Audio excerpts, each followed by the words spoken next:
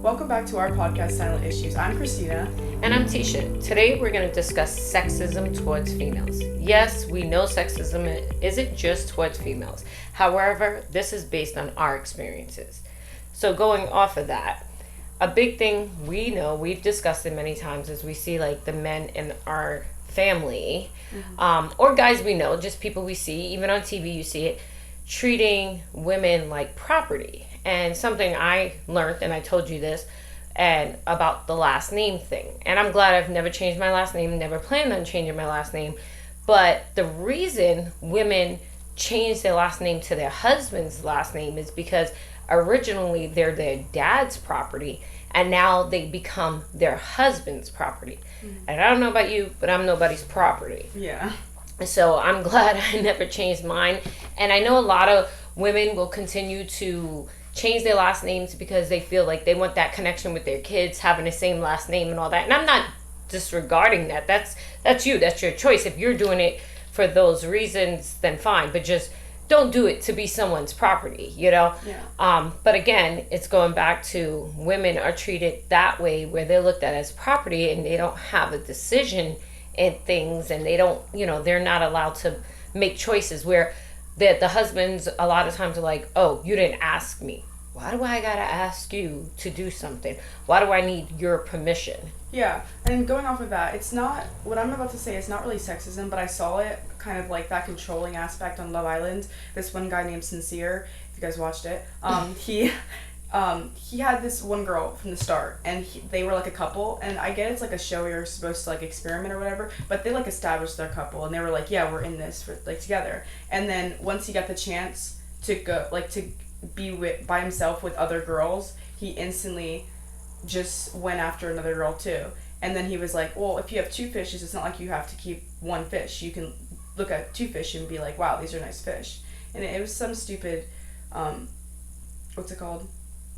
Like, what are you saying? I don't, like the analogy that he used? That. Oh, okay. Yeah. I wasn't sure if that's what you were asking. He was using that to signify that it was okay to explore, and not just once, twice. But here's what's funny with that, because you say that, and what would happen if that was a female doing it? She'd be called. Guy would leave instantly. And she'd be called names, right? Yeah, she would be called all kinds of derogatory names. She would be disgusting and this and that. But it's okay if the guy, he can have as many fish as he wants in the sea, but she should not.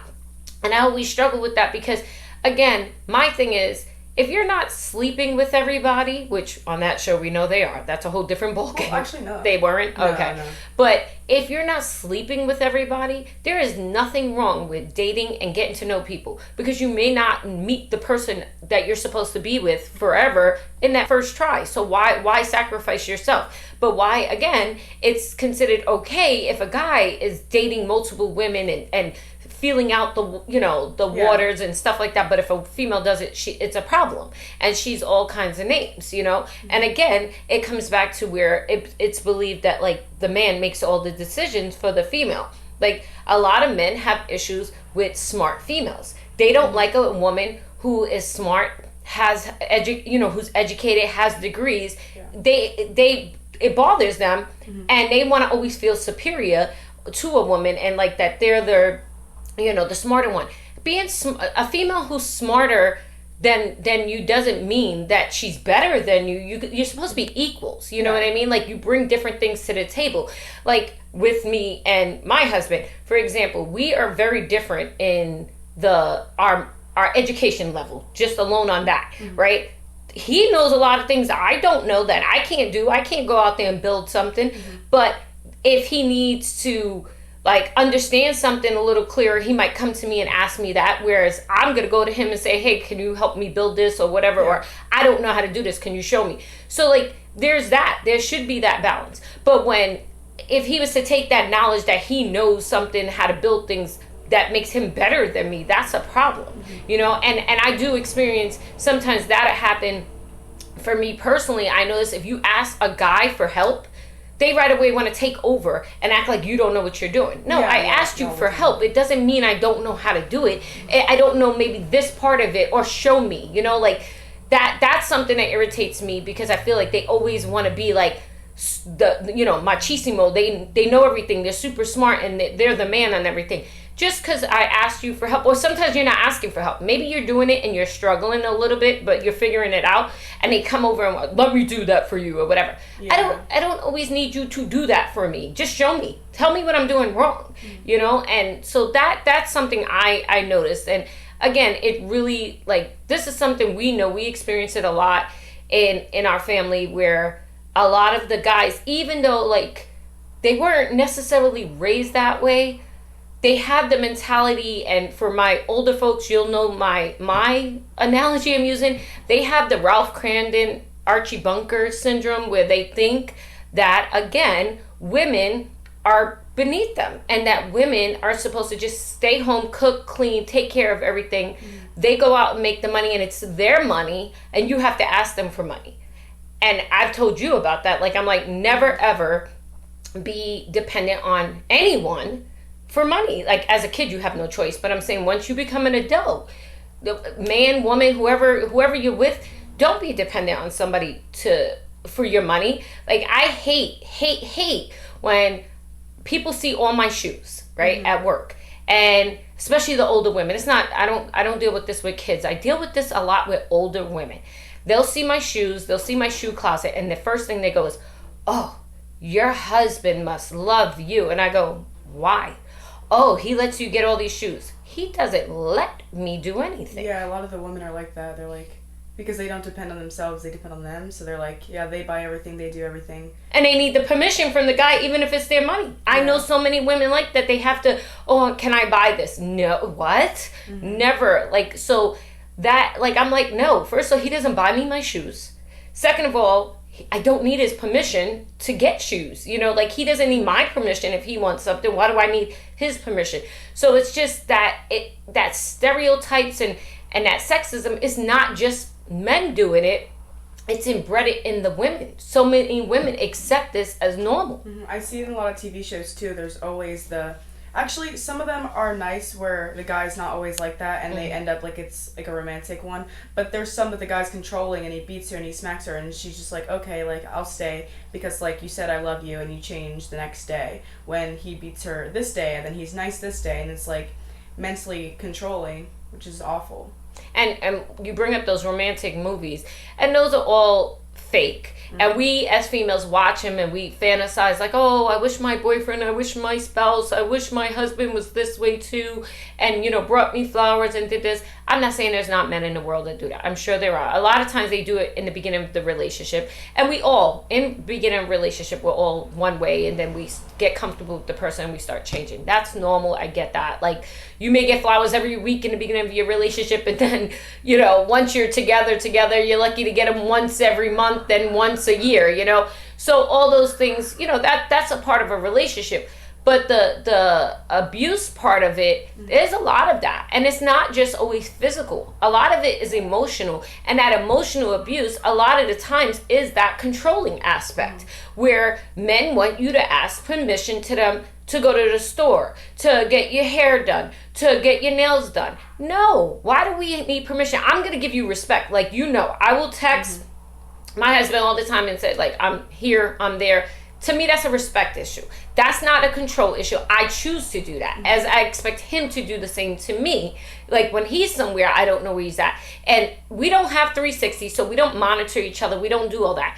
But I want to know that you made it safely to where you're supposed to be. Yeah. And again, that's not a control. And some people don't like that. And that's fine. If that's how you want your relationship, that's fine. But that's how we are. But it's not to the point of, I gotta tell you where I'm going to get your permission. No, I'm telling you I'm going to do this, so you know, God forbid something happens, this is where I'm at, you know, so you know to be, you know, alert for that. But again, that women are beneath a man and have to do this, or men expect that they come home and they should have a meal on the table. Like, I'll tell you this. When I was a stay-at-home mom, before I was working, I was a stay-at-home mom. I did everything in the house. I cook, clean, blah, blah, blah, all of it, right? When they would get home, I'd be excited for them to come home because I was home all day by myself. So they get home, I'm excited. None of them wanted to talk to me because they had a long day, right? I get it now. I didn't get it then because I was home. I wanted somebody to talk to. Now, you know, in more recent years, once I started working, I get, like I said, I get that part. Sometimes you come home and you just want to decompress. You don't want to talk. Yeah. But I still do all the same things I was doing before when I was working. It's not like, oh, I don't cook, clean, this and that. So I do all that because, yes, I do have, I'm not going to lie, I have that was my leg, sorry. I do have those stereotype roles in my head too. Yeah. Like most of us, we all think, not all, I don't want to say all because people get upset. I'm saying all. There's plenty of people who might not think like this. But we grew up in a family that has very stereotypical roles, right? Mm-hmm. Women do this, women do that. But doesn't mean we only can do that. It doesn't mean we have to do that. Yeah. Right? So like the dishes. In my family, it's looked upon the female does the dishes. Well, you know that Robert does the dishes here or whatever. Mm-hmm. So like there's times I'll do them, but I do the cooking. He does the dishes. Yeah. That's our routine. Does everybody have that routine? No. Yeah. You know, some people look at things differently. Again, we have those roles, but they're not defined in the sense that I can only be the one to clean. Woman doesn't mean you have to do them. And also, back to the controlling thing, I think that's why a lot of women get cheated on too, because they trust and they're expected to just be home all day and their husband could be anywhere, and if they don't have that communication, you know, they could be doing anything. And I think that's why a lot of women just stay after they get cheated on, or they do it back, and it's like a lot of toxic marriages and relationships out there because the guys think they can do whatever they want and then like no consequences. And like because like I feel like guys cheat all the time and the girls stay, but if a girl cheats, a guy instantly leaves because they're like, no, how could you do that? Like it's awful.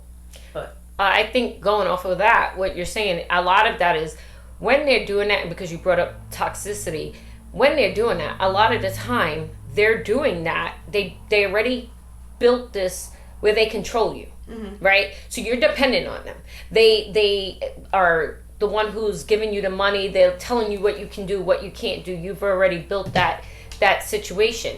So if you've built that and now he's out doing his thing and you already are used to him going out and doing whatever he wants, mm-hmm. and he's done that, you now, who do you depend on? You have no one because you've built your whole life around this person and let them control you. So that's why a lot of times women don't leave when they've been cheated on, because also then you have the guy, you know, love bombing them with, you know, oh, I just it was a one-time thing, or I just did this, but you're number one and blah blah blah. You know, there's a lot of factors that go into it. But again, if it's a person, a lot of times they get a woman that's insecure or going through something, or you know, having some kind of emotional issue, or it could be a strong-minded woman who they found a way to manipulate and control.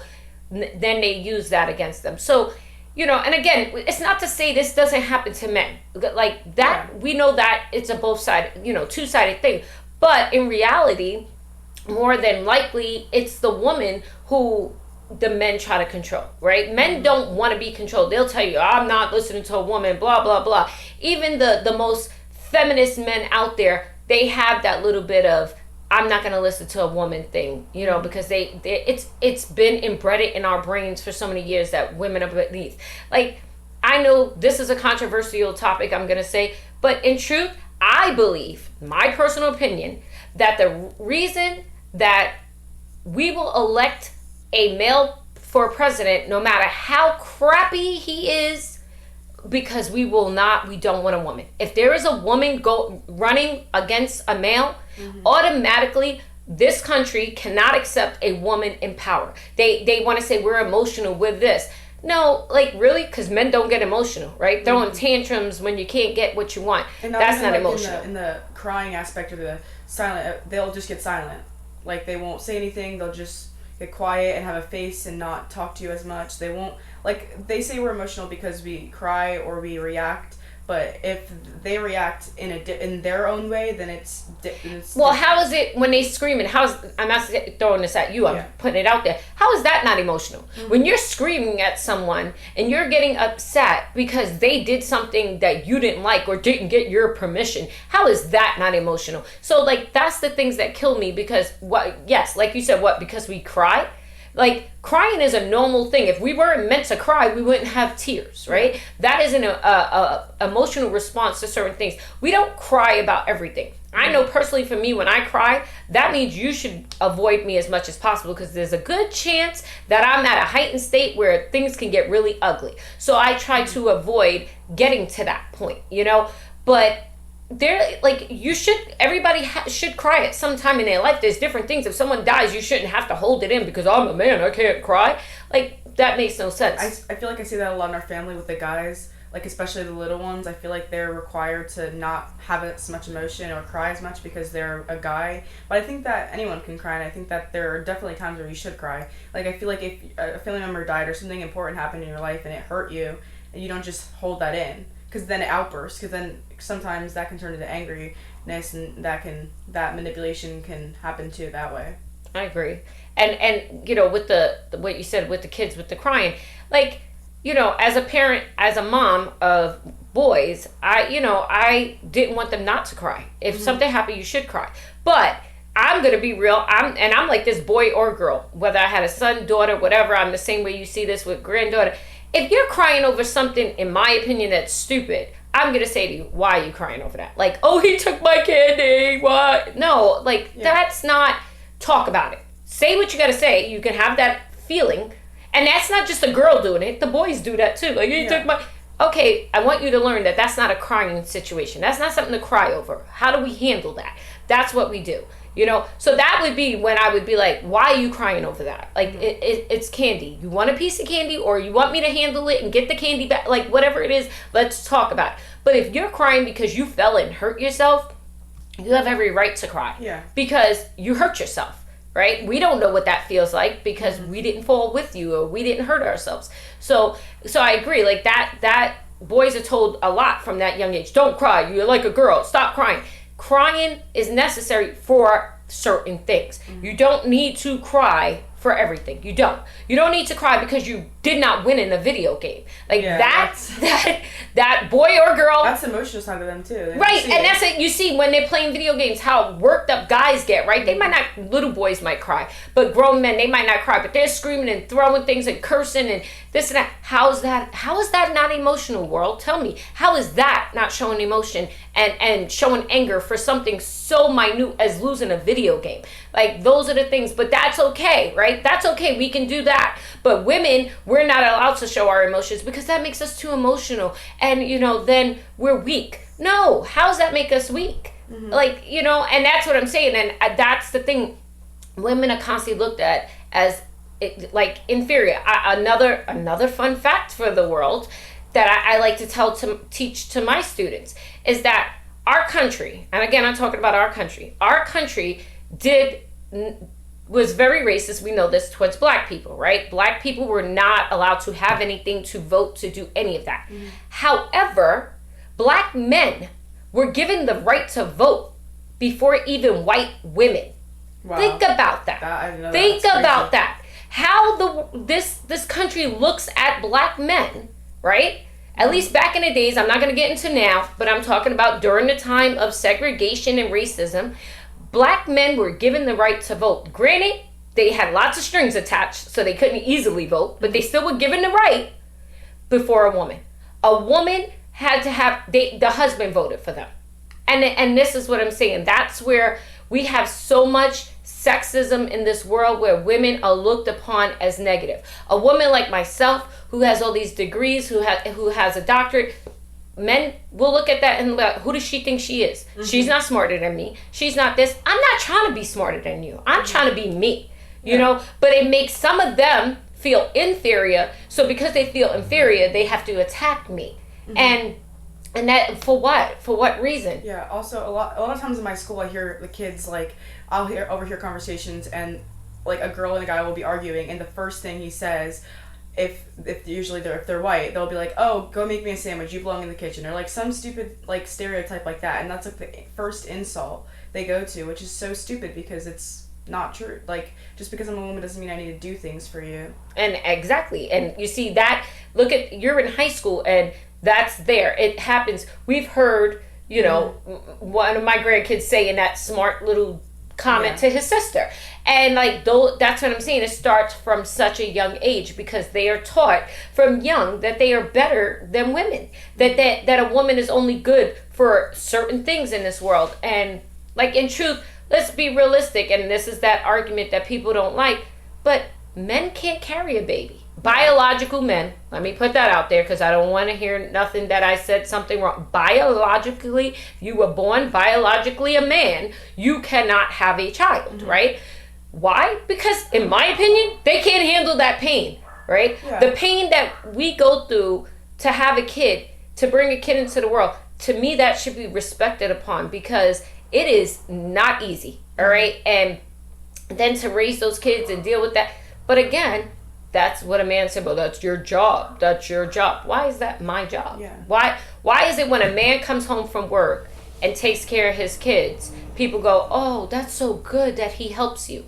Isn't he supposed to? Yeah, Those are his kids. It's a two-parent job. It's not just one person gets the money and one person takes care of the kid. You're like a family. You're supposed to want to take care of your kid and have fun with them, not just be the money maker. But that goes back to my analogy of Archie Bunker and Ralph Cramden for my older folks, All in the Family and the Honeymooners.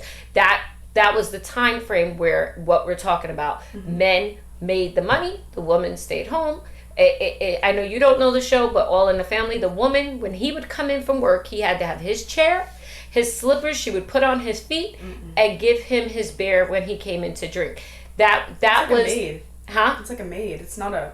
Exactly. And that is how a lot of men still think it should be when they come in. And why? Why don't you do that for me when I come in? Yeah. I mean, not that I want that. See, for me, my mindset is we come in, we do everything together. Like, you do your thing, I do my thing, whatever it is, But not that I should be pampered and you shouldn't, or you should be pampered and I shouldn't. Yeah. If we're going to pamper, let's pamper each other or whatever. We're not going to be one-sided. Yeah, so and again, it's just funny to me because even men who think they aren't sexist, they tend to have little sexist moments because they'll say, they'll catch another guy doing it and they'll make a comment like, oh, look, he's telling his wife she has to do this and blah, blah, blah. But then in the next breath, that same guy might be like, oh, you didn't tell me you were doing that. Well, why do I gotta tell you I was doing that? Yeah. I can tell you out of respect, but I don't have to. That's where I think the differences are because you didn't tell me what you were doing every step of the way. So there's always, to me, it's always double-sided. But again, it's not to pick on men. It's just our experiences with it, and we've experienced a lot of that within our family. And my family members that are listening or will listen, I'm sure some of them will feel some type of way and others will be in agreement because they've experienced it. That it's not, and when we're talking about our family, I don't just mean the immediate people right here. I mean, for years and years, I've experienced this, right? I've seen it for years. Christina has seen it for many years. And it's not just our family. We see it outside in the street all the time. Like she said, you see it on TV, portrayed constantly. She sees it in school. So it's not a very one-sided view of things. We've seen it many times in many places. Yeah, we're not saying this out of pity. We're just saying it needs to be spoken about more because people have this view on women and it needs to be changed. Preach, sister. See, she got this. Because that's exactly it. We need to change this. And in order to change it, we need to bring these issues to light because too often it's just we close our eyes and say this is how it is and we accept it. But it doesn't have to be. There needs to be change. Alright, and with that, thank you for joining us and don't forget to subscribe to our YouTube channel and TikTok. Thanks again for joining. We hope to keep you interested in listening, so please provide feedback if you have any suggestions, good or bad. If you don't like what we're saying, talk to us about it because we don't know if you're not telling us. Yes, comment down below. All right. Bye, guys. Bye.